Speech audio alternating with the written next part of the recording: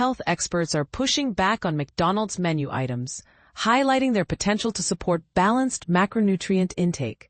Here's why the Egg McMuffin, more, and other offerings are gaining attention.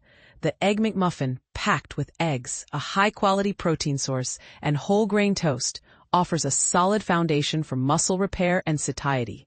The More burger, with its lean beef patty and fresh veggies, delivers essential fats and fiber to fuel workouts and sustain energy.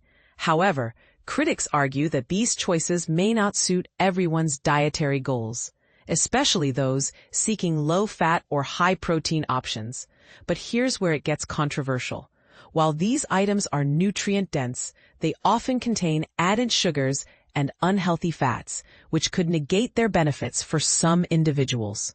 And this is the part most people miss. Their calorie counts can easily exceed recommended limits. Health professionals emphasize that personalization is key, urging consumers to consider their unique needs and preferences.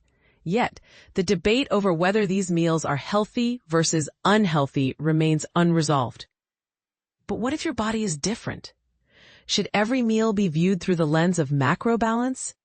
Or is there room for flexibility in today's fast food landscape?